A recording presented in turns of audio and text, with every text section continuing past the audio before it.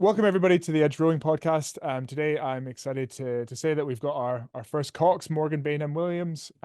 Welcome to the show, Morgan. For those of you that don't know, world champion, multiple medals from the World Cup scene. As a former GB rowing team member, winner of the Oxford boat race as well. So I think you might be the first boat race competitor that we've had on as well. We've not actually had that many people on, so it's not that hard. But yeah, and then also the founder of the Winning Cox, which we'll talk about. So yeah, it'd be great to hear Morgan about your story and everything like that. And regardless, I think if you're a coach or a Cox or a rower, excited to hear about like just a different perspective. I think that than what a lot of rowers are used to hearing.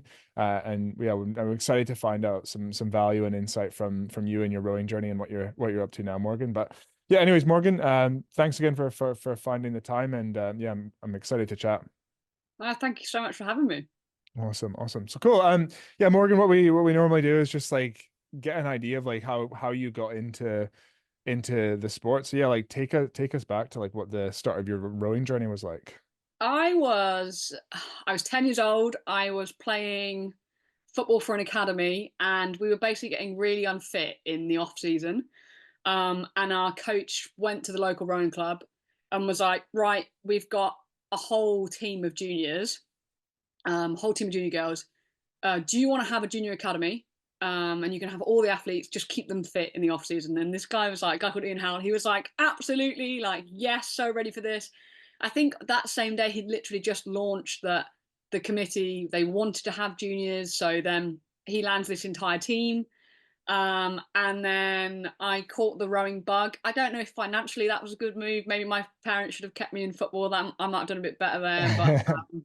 But yeah, and then I caught the rowing bug, and that was it. So I was joining my local club, Ross Rowing Club, in a lovely little tiny town called Ross and Wye.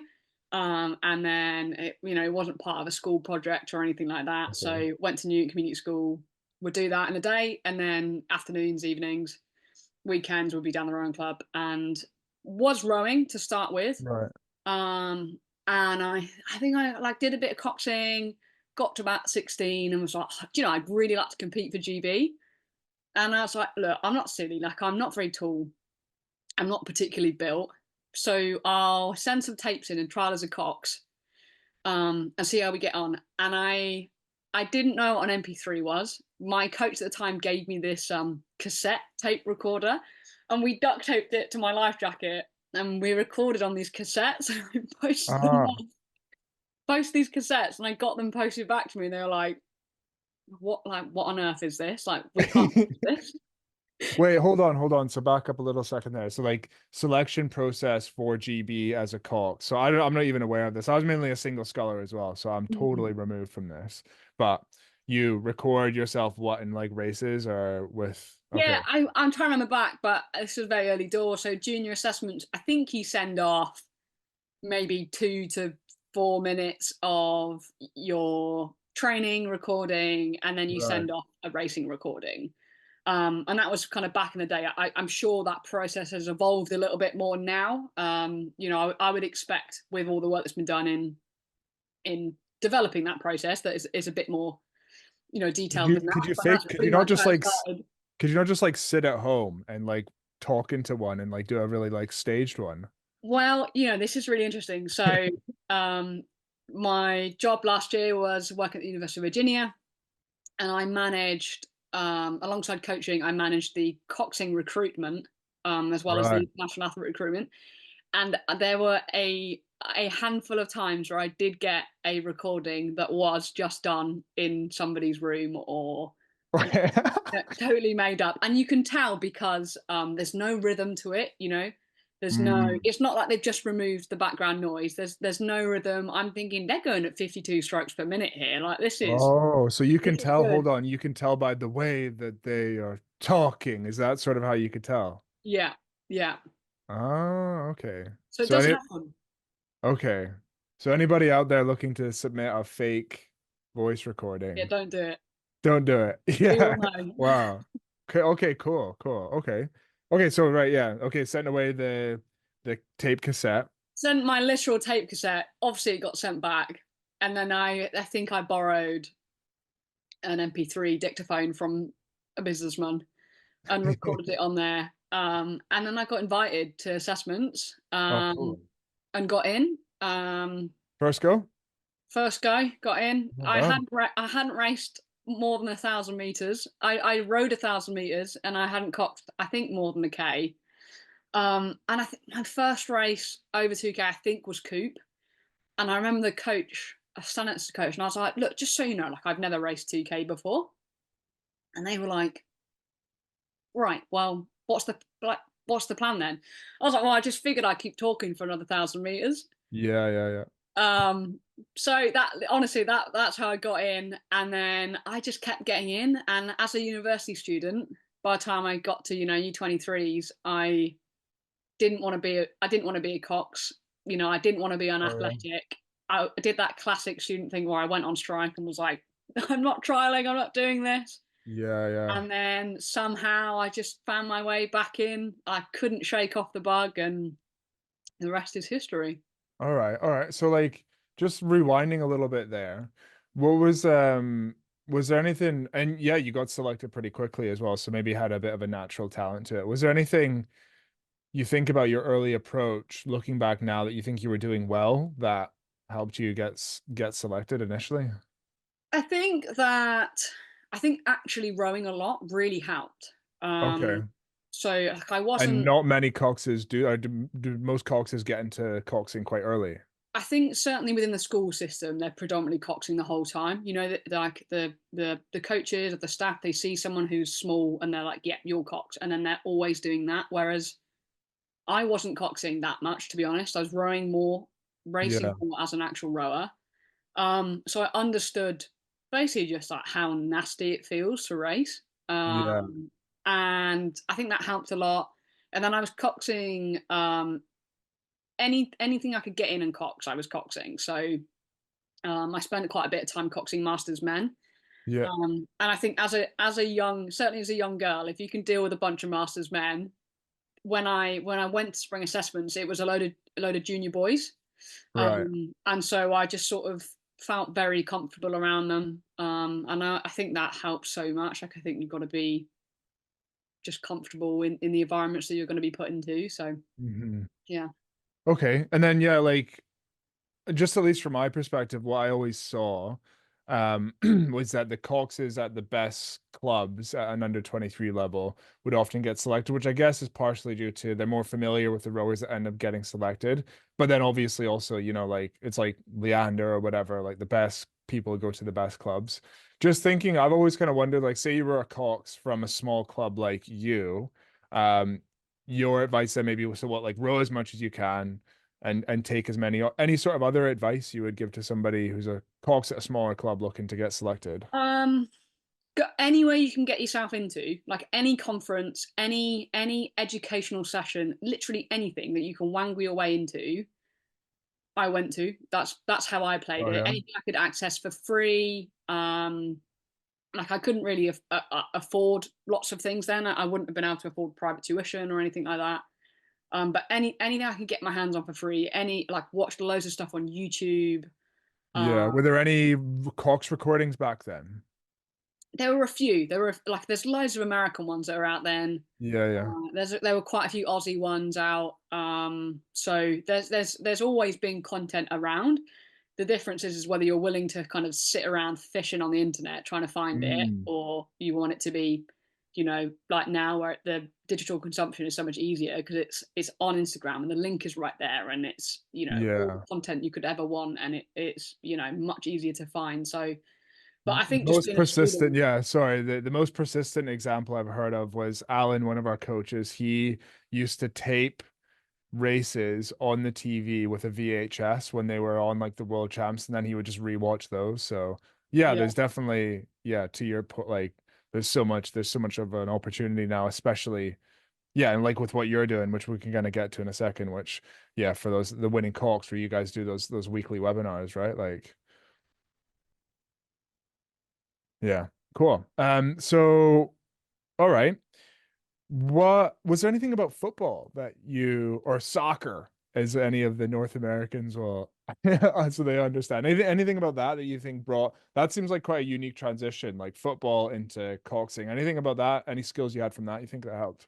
I think captaining. I was captain of our team, All right. Okay. and I think the Cox is Harry Brown uses this analogy a lot, and I do think he's absolutely bang on. Like a Cox is a bit like a captain of a team, so you're not the coach, and you are a player, but you've got a bit more seniority than being just a player. Right.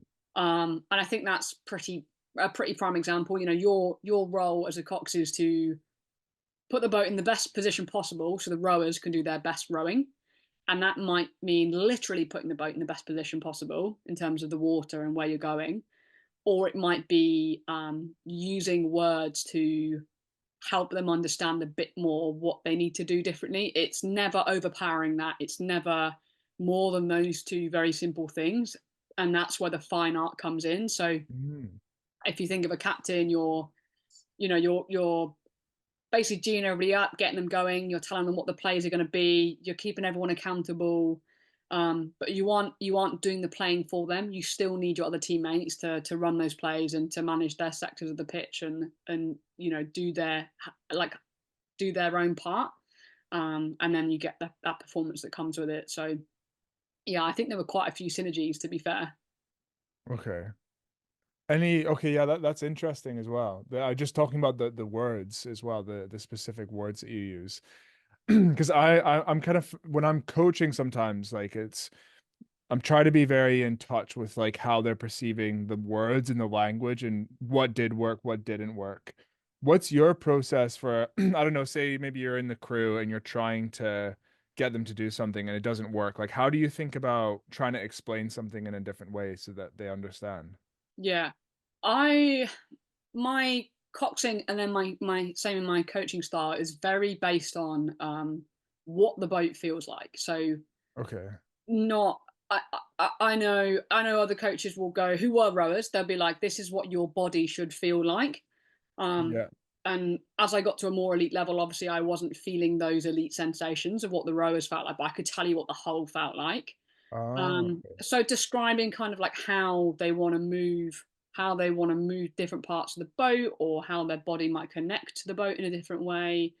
But I always think if you can try to relate it back to boat feel, those are the best lessons that we can teach, because when they race, they just have to feel the boat and then be able to interpret that boat. Like I always say to Coxes, like you want to end up being able to speak boat better than you can speak English to each other. Like, Speak boat. if your primary language is boat, you're onto a winner. Ah, I like that. I like that. Speak boat. I'm gonna steal that. Can you speak boat to us for a minute here, or talk us through speak boat to us and like how a boat should feel? It's things like rowing is obviously a cyclic sport, and we all know that. But when we think that the drive is almost like you pick the boat up and it's heavy, and you pick it up and you drive it and it goes all the way through, and then you let it go, and then it's like the way we describe it is like there's nothing.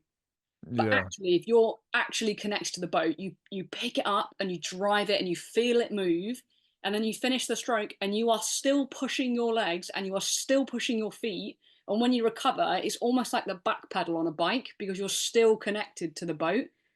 So Mm, that sustained kind of feeling of you are letting it go, but you haven't let go that sensation of its run or its movement or your connection of your feet to the footboard through your hamstrings, through your glutes, yeah, through yeah, your yeah. trunk. So then it comes back around. So helping people understand that you're not feeling force in the same way in the drive and the recovery, but you are feeling something. You are feeling a sustained connection, just like when you pedal a bike.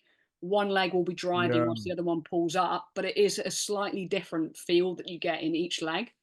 So yeah. I think I that's like always a that good back one. pedal. I like that analogy. Yeah, that's good. I haven't thought about it like that. I guess what would it be like a bike where instead of alternating pedals, it's kind of like two pedals at once? Would that work? Would that make sense? I No. think the alternating pedals work because when you like obviously you drive pretty hard in your driving leg, and then the one you pull up, you are connected in a way and you are almost pulling up, but then you don't want to be disruptive. And Mhm. I do think the Okay. recovery is kind of like that. And then you've got to time it right. you don't want to pull one leg up on the bike and then be like janky when you go to slam it back down again. It's like that's that same sort of feel around the front turn and the pickup and how you want to pick it up. You want to pick it up quickly, but you don't want to stun it. But then you do sort of Mhm. want to start and Yeah. stun it, and then so Okay.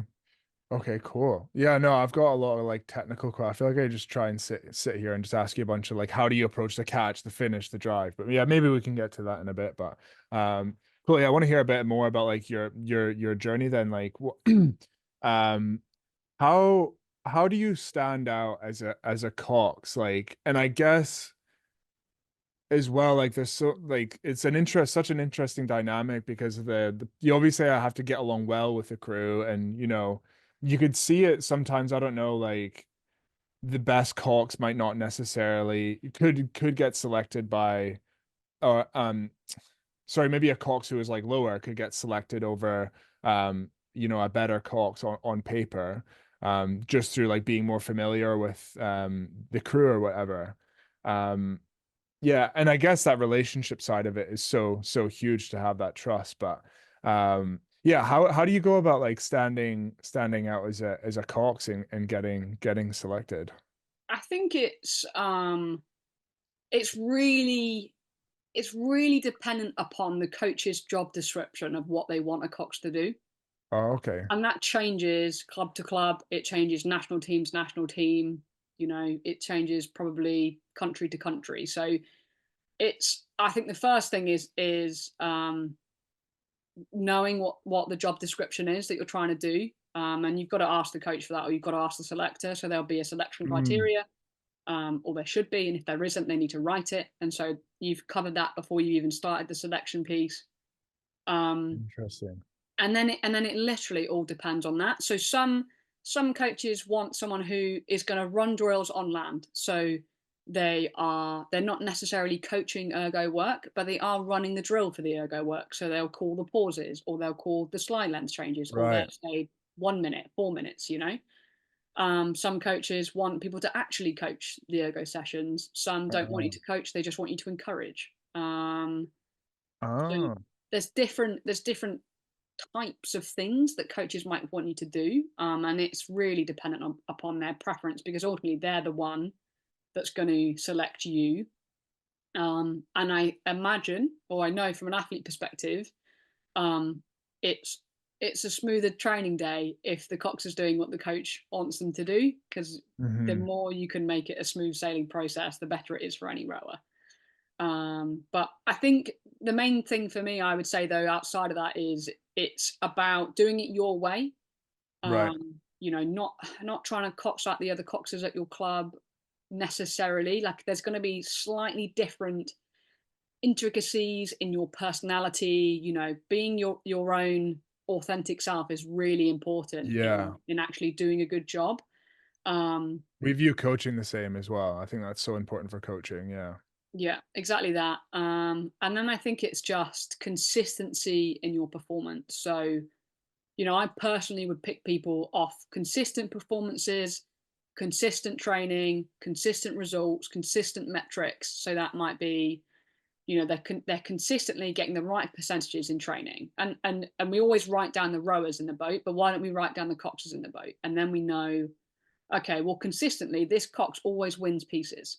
That Mm. probably stands for something.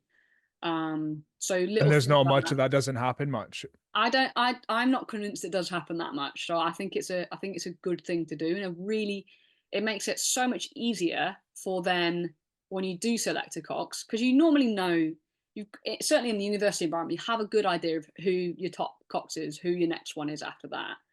But then you can go, they are the top cox because in every single training piece, race test piece, speed order, they were the top percentage every single time. Mhm. Didn't matter, we switched them around, we switched rower lines up, they were always consistently in the top.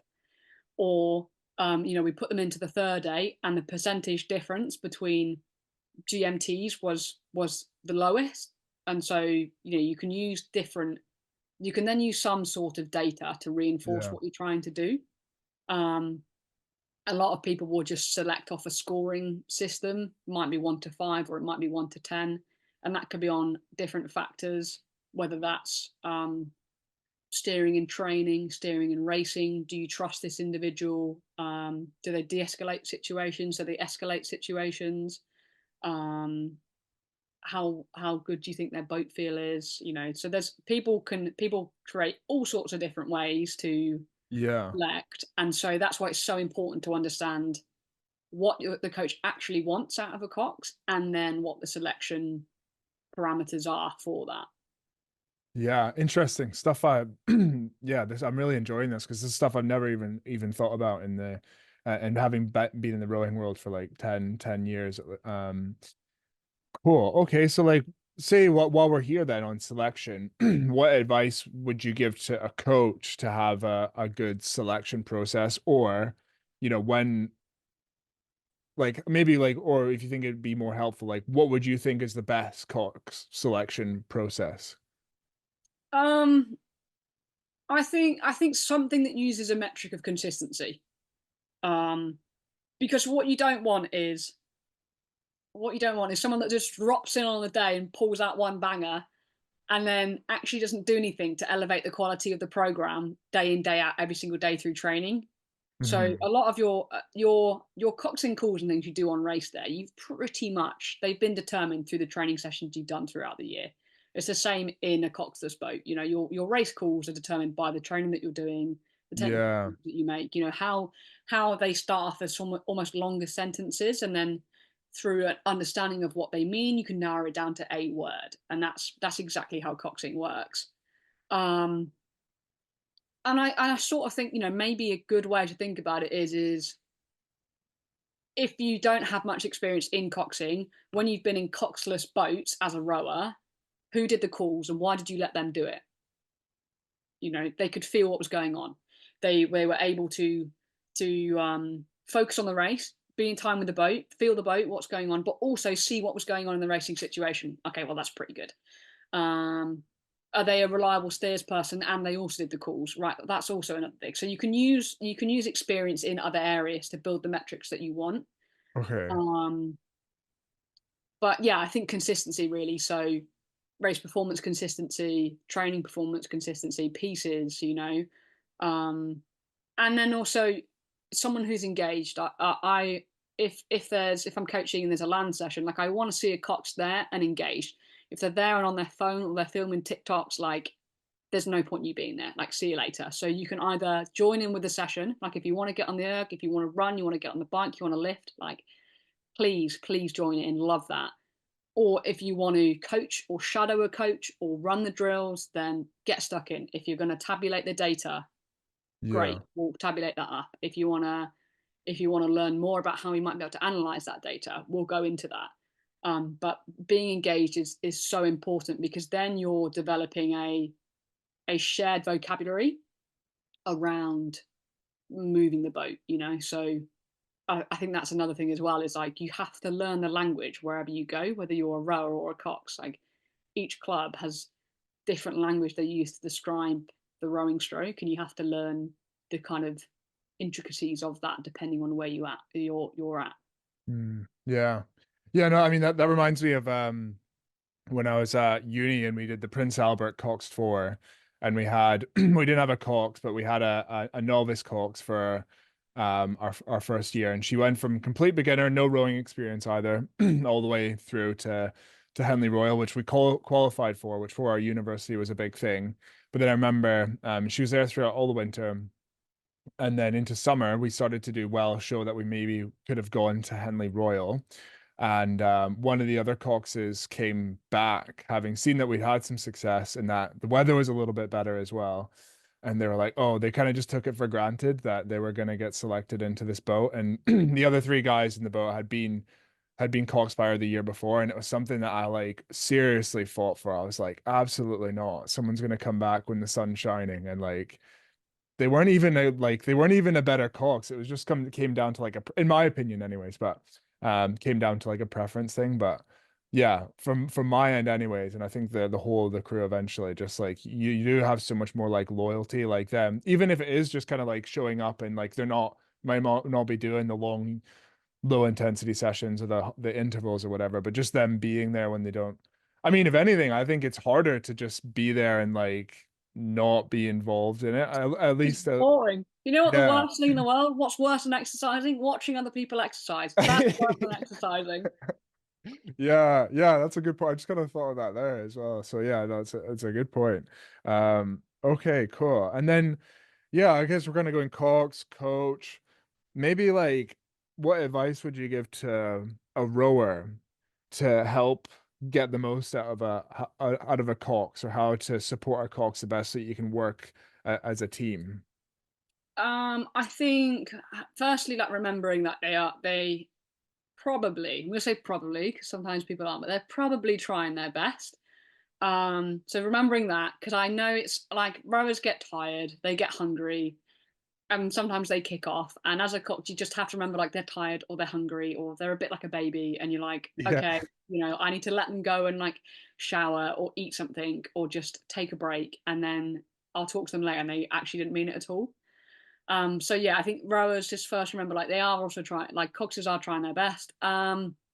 But just helping them understand like what it feels like from their seat, or um something when I was starting out I really struggled with was I remember going to Oxford and the training plans for the day were so detailed.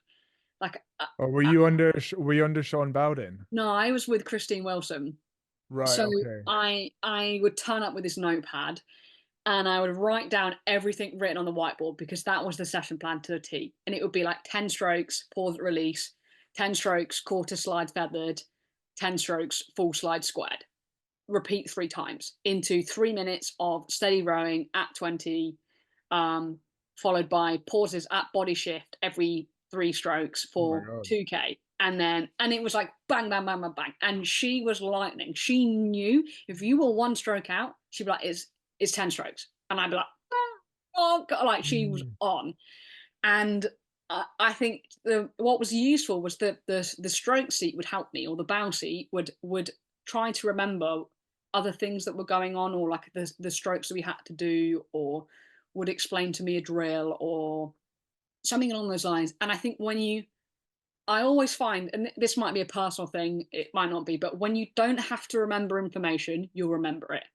When Mm. you have to remember that information and it's just been thrown at you, you're like, it's so much harder to remember all the details.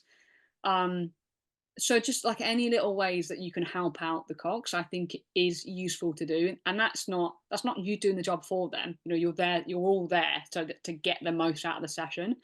And all the Cox really is trying to do is run the session and manage the fleet of boats so that the coach can do their best coaching.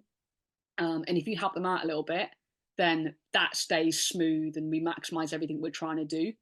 Um, but yeah, I think those are big ones, and it all depends. Again, it depends on the environment. It depends on the coaching style. I can't imagine at Brooks that there's a play-by-play 1 kilometer by 1 kilometer run and what it's expected to do. And I'm sure there was an element of it being Oxford and it being, this is you've really got to try to mentally make yourself feel uncomfortable so that we can prepare for what we might have to take on throughout the year. So I totally understood that side of it. Um, but yeah, I think the mental arithmetic I felt like in terms of fitness I finished that boat race season with was, I don't think my brain has ever been that fit. Yeah, okay, okay. Yeah, like how is the boat race? How is you being in a probably I guess like in the rowing world, is that the time when the Cox is at like the most pivotal, I guess, the most influence over a race? Is that right? Yeah, I mean it depends what's going on, but yeah, I think there's Yeah. a Cox has got a lot to play in the boat race for sure. Yeah. Yeah, and I don't mean that like in a 2K race they have less, but I guess it's just more yeah, more down like moves you make could have more of a positive or negative influence, I guess. Um, how did you, okay, apart from like the more, yeah, like precision, like with that coach's style, apart from that, like what did you do differently as a Cox to get prepared for the boat race, versus say a normal 2K or a 1K sprint race? Um, to be honest, I think you are you're preparing in the same way. It's just the nature, the fact that it's a longer race, and it's on a river means there's more factors that will come up in your information gathering phase. So, wherever you go, I guess on a lake, it's simplified because there's a circulation pattern and there's a lane that you're going to go down. But you might look at prevailing winds. You might look at, openings where it's going to be more gusty. Where is it going to be rougher, that sort of thing.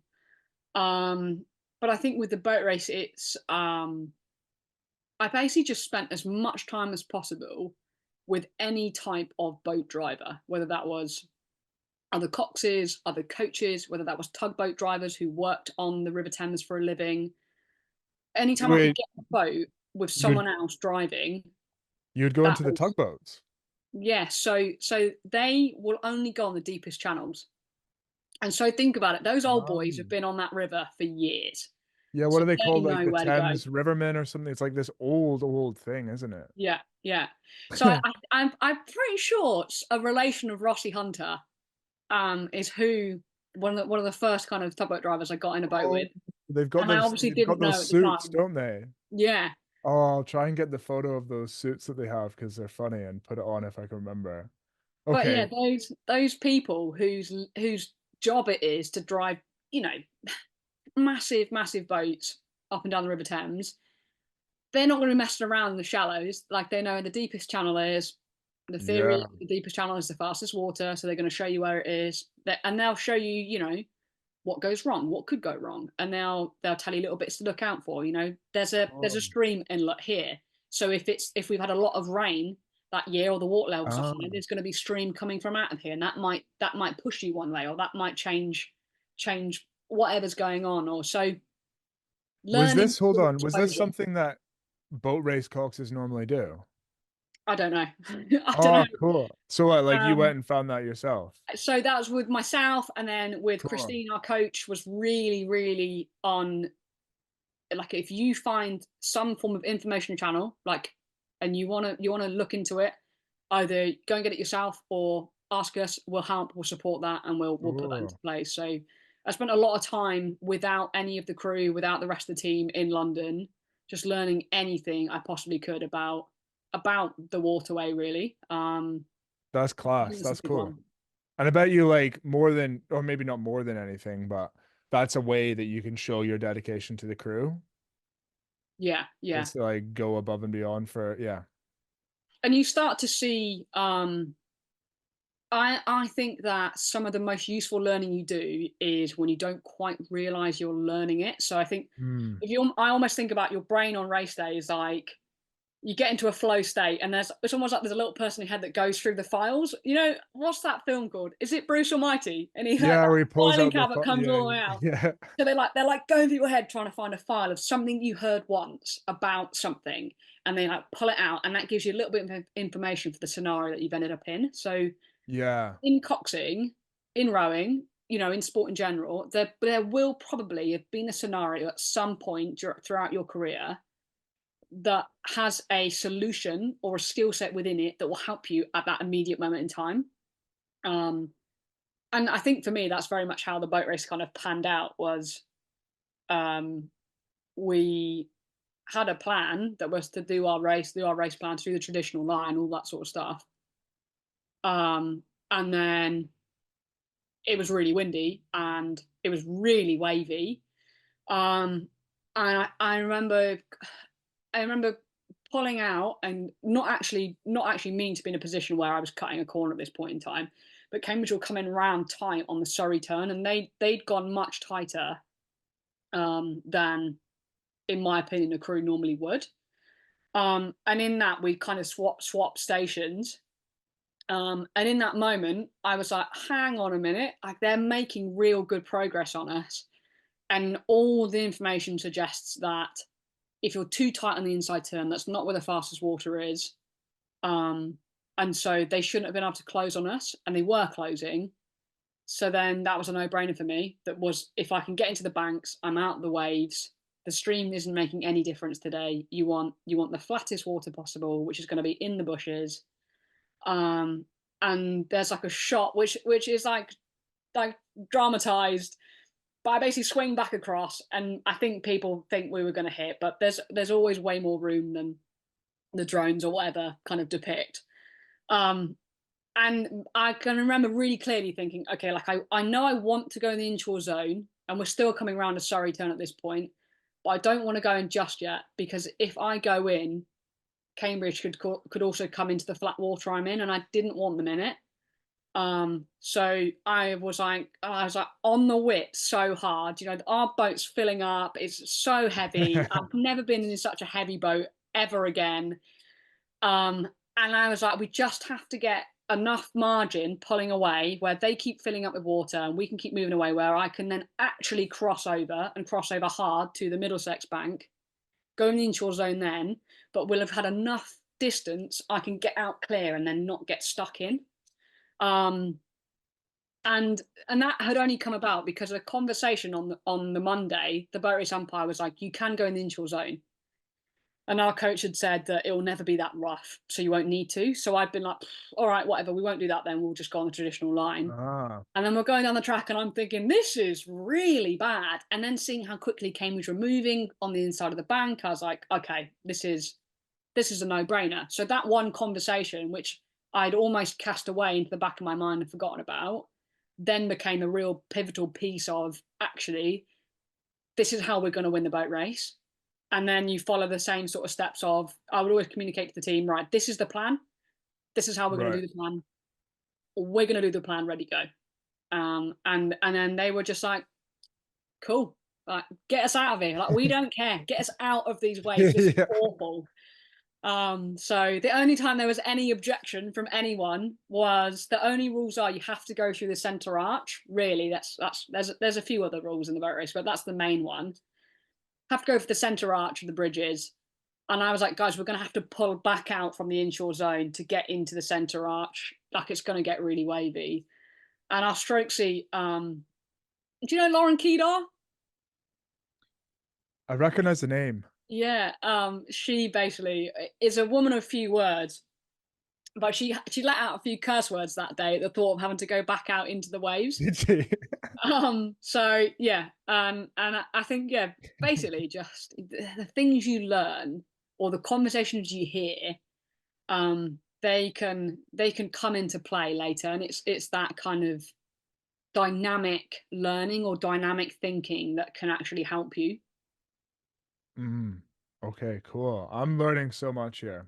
And I knew as well, that's why I was excited. I'm like, I know there's so many things that like go into Cox and that I just don't know about. So, um, yeah, awesome. So like that's a skill then obviously like you've refined over your career of like being able to go in the moment, in that intensity, in the adrenaline, in the excitement, that focus to go back and pull out the bit of information. And I guess something you have to practice. So like thinking back to maybe a Cox listening or something like that. Or I guess even like rowers or someone in a boat making calls to the coach. Um, say it's like a local race or something like that, or the Nat Champs, or a 2K or a 1K race coming up. How could a Cox go about collecting information on a race that they're going into so that they have all those like points to draw from? Hmm. Like anything you can find online is the place to start. So that might be the event website. That might be other events that have been there. Other sports sometimes will give you Oh, other okay. sports, like a sometimes a triathlon at Dorney will give you more information about Dorney Lake that you never knew than an Oh, actual really? rowing regatta Yeah. at Dorney. So be a bit creative. If the information isn't on the regatta website that you're looking at, well, what else might have been held at that location? So Dorney and then the Nottingham Water Sports Centre are good kind of examples of that sort of stuff. Um, and then any videos, I think, like, I'm a massively visual learner, so anything I can watch and learn from, talk to people who've raced there, um, like think about the wind, prevailing wind, those sort of things. And then I guess just having clear processes. Racing's about processes, isn't it? So have clarity in your head and as a crew at the processes that you'd follow to basically manage the blade and then be able to manage the blade in a racing situation. So that might be like, how do you run a crosswind, or how do you run a headwind, or like, I love a good late square. Headwinds coming through, right? Well, we're just going to stick it on a late square cut under the wind, and then we're going to keep going. And as long as you're like you're clear that that's what you're going to do and how you're going to approach it, fine. Like Mm, then you've got a process to be like, right, guys, I'm looking down the track. I know that it's going to be a headwind today. I can see the wind shadow. In the next three yeah, stroke, the wind's going to hit you. So late square on this one, go. And then before they've even got into the wind, a stroke before they've done their late square, then the wind comes up and they're straight through it, and then you can carry on the job. Whereas yeah, if you're not preparing before, you'll become a bit of a victim of the sport. And I think rowing is one of the most punishable sports in that when you're racing, you either be made a victim of or you try and make some yeah, victims. Ultimately, it's so fierce, it's harsh. So it's knowing those processes to stick to down the track, really. yeah. Okay. Yeah, and so you were talking as well there about like the the conviction and the confidence to go about making that call and making that decision. So maybe fast similar to when you were rowing with those masters at your club and then you went to GB juniors, you had that confidence. How could a Cox who's maybe or someone making calls in a boat who's maybe just struggles with a bit of that confidence to say here's the plan, like what advice would you give to somebody on how they could go about building that confidence to have that conviction when they're talking to their crew? Hmm. I think it's exposure to scenarios and conditions. And I think that's a tricky balance to strike because I I think these days we shy away more and more from going out in rough water. Now, obviously, I think there's a Yes, if it's I agree. dangerous, you shouldn't go out. But rowing well in wash, in waves, and in wind Yeah, is some of the best training you will ever do because if you can if yeah, it, you 100%. you can't not finish the stroke because you can't move the boat. You can't not put your blade in because you won't move the boat. You can't not use your legs. If you're pulling, no chance. You're going to blow, you're going to be too tired, that's it. So we're almost limiting ourselves by being like, oh, it's a windy day, we're not going out. And then we get to race day and we don't know what to do. We're worried about it. Whereas Yeah, I always think a rough, windy day. I love those days racing because they're the easiest races to win. Like no one else wants to be out there. yeah, So, and I think just thinking about it like 100%. that, yes, you want to be safe, and we need to. There's a real clear distinction between an opportunity to learn and it being dangerous. That's a clear line. When you're starting out, you're relying on your coaches to know and understand that decision. But yeah, look for even if you just say, right, it's a windy day, but I'd really like to learn a bit more about moving in those sort of conditions. And you ask the coach, can we go out for 15 minutes? 15 minutes where we learn about how to row into the headwind for 5 minutes one way, and we turn around and we learn about rowing a tailwind for 5 minutes back, and then it's probably going to take us another 5 minutes to get in. Brilliant exposure in a controlled way, and you've started to Yeah, actually understand something. Whereas the only time we don't have conviction or we feel almost vulnerable is when we haven't got that learned behavior, we haven't got the evidence and our own experiences to back it up and to support it. So I think that would be my advice. mm.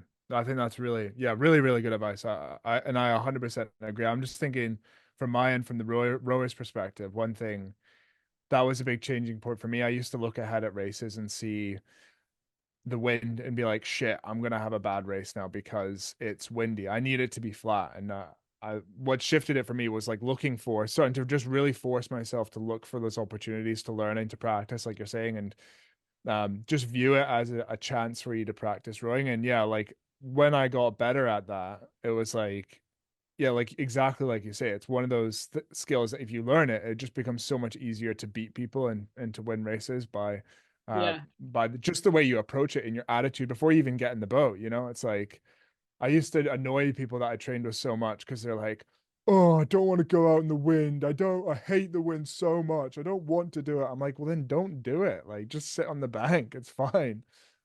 But yeah, you're just the way that language, I guess you use, it's like it just reinforces it. Either way, you choose to use the language. I used to always say like in my head when it was rough conditions, I would just say it's flat. Like I would just say in my head, it's flat. It is flat. Obviously, it wasn't, but no, it's cool. So, like, are there any other chances in training that you've come across that are like those opportunities to practice doing something hard? Um, I always think so. Anything that you think, oh, not, I'm not sure about that, or like, God, that makes me a bit nervous. I think you just got to expose yourself to it. Yeah. Like don't be sitting around in your comfort zone, because then you don't know your limits. You're not learning. You're not getting better. Yeah. And I think you never know. You don't know what you don't know, and Yeah. that's such an obvious thing to say, but you just don't know what you don't No, know. yeah. 100%. So unless you're trying to find stuff out, then you aren't going to get those answers that you're looking for. So, and that might be anything from that might be, I really don't know what to say to them in their third 500.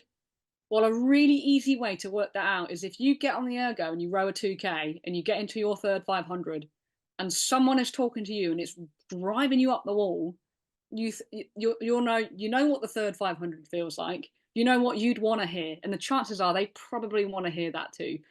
And if someone's there trying to cheer you on and it's winding you up, or you just want to like curse them out, then you're like, I probably shouldn't use things like that because it doesn't help. So sometimes you can get your answers very quickly by that, and you might not row that. You might go for a run. You might run 2K as flat out as hard as you can, in the same sort of pacing as you might do, on the water. But find your own equivalent of a third 500, and you answer a lot of your own questions very quickly. Mm, yeah, no, for sure. Um, okay, like what is this is a stupid question. But like what's the best call for like if you could give like one call in a race in the hardest part of the race, like what would it be? Honestly, something really probably basic, like just keep doing this. Like, Yeah. rowing is such a sport of consistency. Like, keep doing what you're doing. Like, if it's working, keep doing it. Yeah, that's the hard part. What is it? Warren Buffett said that this is totally different, but Warren Buffett says that the money is made when you sit on your hands or something like that. I don't even know how relevant that is to rowing at all. Maybe it's not. Maybe judging by the look on your face, I don't think it was. But yeah, sorry. Yeah. So sorry, you're saying. So yeah, Yeah, just I keep doing just it. But think yeah. I think often caught at that sometimes are the ones I look. I think a race that you're winning is a lot easier to cox than a race that you're losing. Yeah. And I think that it becomes, sometimes you literally might feel like you're throwing shit at a wall and wait to see what sticks. Yeah. Um, and if it's one of those races, I think I'm not opposed to that style if it's one of those races, because if you're down, you know if you're on pace or not. You're either winning or you're not. If you're down, you're going to have to start changing something.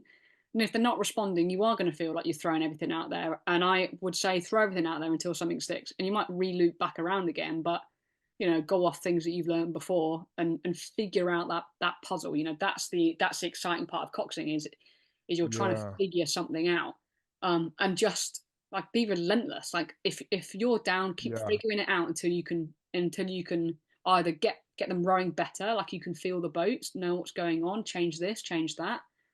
Um, but don't sit there sticking to the same plan. Like, we're down, it's all right though, because we'll stick to the same plan, and then you'll get more down and more down and more down, unless you think, okay, someone else has gone out really hard, but I know they've gone out really hard. They've just done a world record split. They're probably going to burn off. Like, we've got good rhythm. This feels pretty nice, but I think you know if you've started and you're in a good rhythm or not. You know if you just haven't started. If I think back to Henley 2022, the final against the Aussies in the Remenham, as soon as we took the first stroke, I was like, we're gonna have to work for this one, because it just wasn't Oh quite yeah.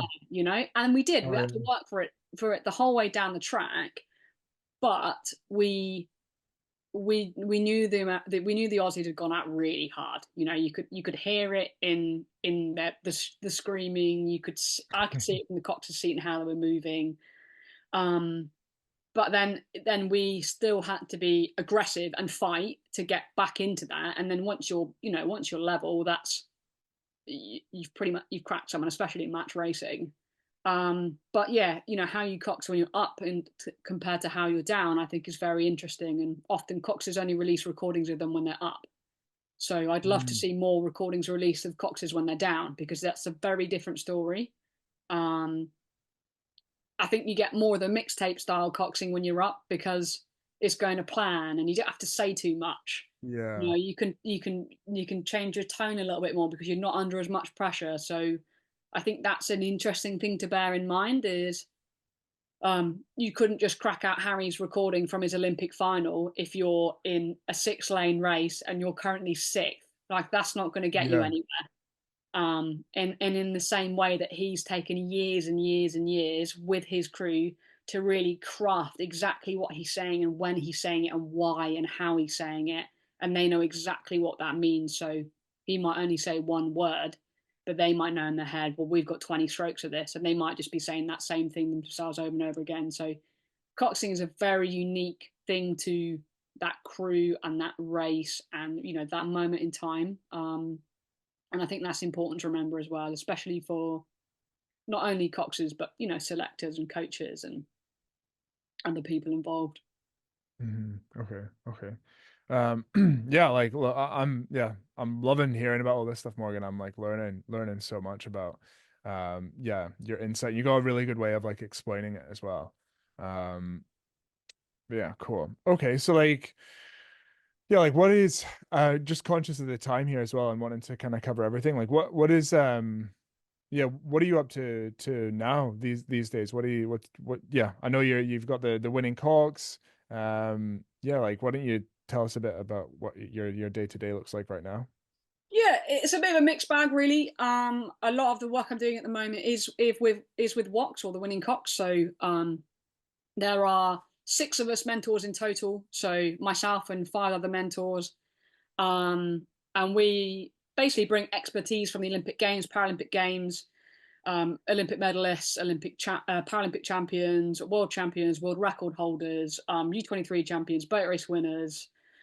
2 of our mentors have coached for Cambridge. There's a mixed bag.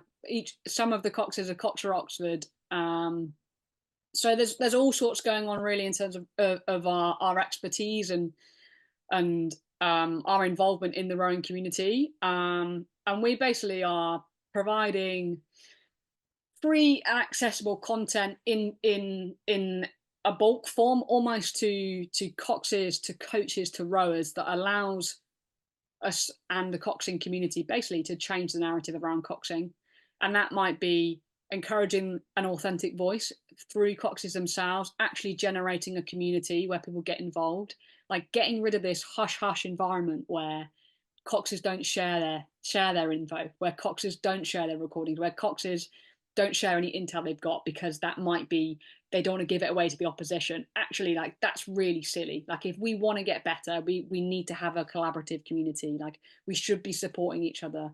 Hmm. We should be driving that coxing etiquette in training so that we can do things with the fleet that nobody else can do. If you think of fighter pilots and how they manage their fleet in the sky, like they're not up there like one upping each other, having some sort of cocks off with each other, being like, well, I'm gonna go here and I'm gonna hit you with my wing. Like, like they just don't do that. There is a formation and they follow that formation and they do it for a reason. And I think having this coxing etiquette where you you manage the fleet, you can be side by side without clashing, you can run the drills and stay level, you can go on a course where there is stream and one of you is in the stream, one of you is in the bank, but then you use your understanding of the topography or the layout of the river. So the fastest water is going to flow around the outside of a bend, so you might put somebody on the outside of the turn whilst you put someone else on the inside. So that might be a bit of crossing over. So you might start with one in the bank, but as they get going, they get to a turn, and the one that was in the bank, which will be the slower crew, is going to end up on the outside of the turn, which is the worst stream. So what do you do in that scenario? Well, going along, you'd cross over. So swap places and then swap back. And then you can do a whole session side by side with 2 different speed crews. So exploring this kind of strategic thinking and actually entrapping like more opportunity, more chances to get better and develop, and Hmm. secretly targeting coaches to be like, this is how you can do this. Like coach them every day, coach your coxes at the same time as you coach your rowers, like have that as part of daily practice. And then if we can get to the point in 10 years time where there is no need to have a coxing coach, we've nailed it. Like we've absolutely crushed it. So seems a bit silly because we might take ourselves out of market, but then we've done it really, really well. So there's that on a broad scale, and then there's more, specific tuition or tutelage that's offered to some players, some individuals, and then any funding we get from that goes to support other people who can't access the things they're trying to get hold of, or it might be paying their entry fees or trials fees, or it might be we've just had a conference, so we hosted that at cost value for running the event. Didn't make any money about it. The tickets just cover the cost of hosting it at Leander. And then for people who couldn't afford the tickets, then we offered them their tickets for free. And then that's something that just we took a hit out of our own budget to provide that intel for them. So just trying to make it accessible and get rid of this kind of, I find elitism a really interesting word, because I think that you want that high performance element. We can be high performance and elite in our own right, but it's not about the exclusivity of it, meaning that people don't get included. Like that's never an environment I want to create. I want to create an environment where we can be elite, we can be high performing, we can be the best version of ourselves, but nobody is left out because of a certain parameter that means that they can't get involved. Like we don't want that. So yeah, having a real community and big Cox energy is something we're quite big about. Yeah, I like that. Yeah, I think I saw you posted about that. That was good. Um, okay, so like you guys, just to be clear, like, you guys work with like Coxes one-to-one, looking to get recruited, masters Coxes, and then likewise, coaches and or like clubs as a whole. Is that right? Yeah, yeah. And we do things like we'll help them design their own Coxing curriculum or development programs. We'll help them analyze their recording. It might be we give them advice on different steering traces, different courses. So there's so many GPS things that we can use these days to actually track steering, how often they're on the rudder, get some sort of metrics like that. Just develop ways where we can help educate and give them the skill set so they can continue to drive their own development or drive their own Cox's development, whether that's coaches, whether that's rowers, and then also help other people and engage with other Coxes and other communities from kind of that regard, really. Yeah, no, I love. I mean, even just this conversation as well. Like, I'm a bit ashamed of myself, like how much was like a surprise to me, but no, how keen to learn. So, um, awesome. And then yeah, like where's the best place to reach you guys? Like, is it Instagram DMs? Is yeah, how do we get in touch? Yeah, we're on Instagram, TikTok, Twitter at the Winning Cox for all those three. You can literally drop us a DM, drop us a follow, message any of the mentors, or you can email us thewinningcox@gmail.com, and then you'll get one of the six mentors contact you. You might get all of us. Who knows what you might end up with, but someone will get back to you pretty quickly. And then we're normally pretty hyped about our engagement. So schedule in an extra 10 minutes of time because we love to talk coxing. Awesome. No, yeah, I love to hear that. Okay. So yeah, Morgan, again, thank you so much for coming on to the podcast. And yeah, I've really enjoyed like hearing you and just the way you explain things as well. I think it's clear to anybody listening that you're part of being a good Cox, just communicating and getting across your point, which you did a really good job of. So yeah, thanks again, Morgan. And yeah, again, just anybody interested in finding out a little bit more, go over and follow the at the Winning Cox. And yeah, cheers. Thank you so much.